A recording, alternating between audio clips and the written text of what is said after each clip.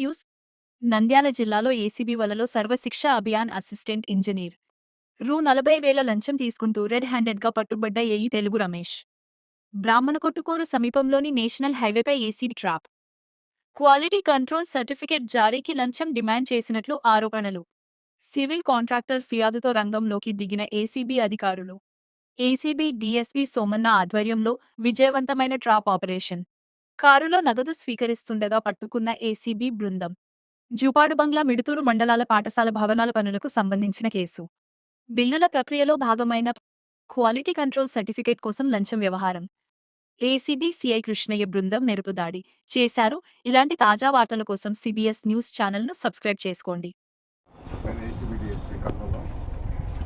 ఫిర్యాదుదారుడు వచ్చి T Sriramulu helicopter Kurnool కావడం civil contractor.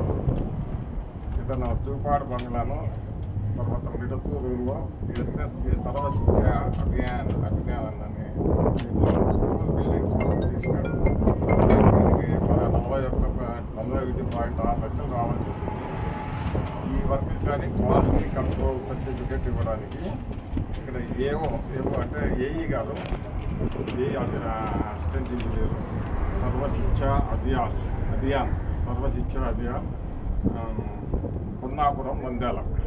దీనికి నా ఇన్ఛార్జ్ తెలుగు రమేష్ ఇన్ఛార్జ్.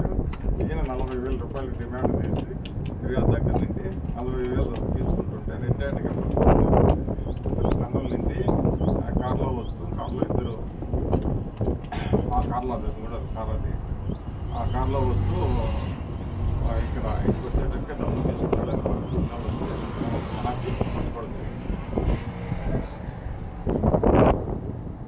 ఈ వీడియో నచ్చితే లైక్ చేయండి, సబ్స్క్రైబ్ చేసి కామెంట్ చేసి షేర్ చేయండి. అలాగే మరిన్ని ఆసక్తికరమైన న్యూస్ కోసం మా సిబిఎస్ న్యూస్ ఛానల్ ని చూడండి.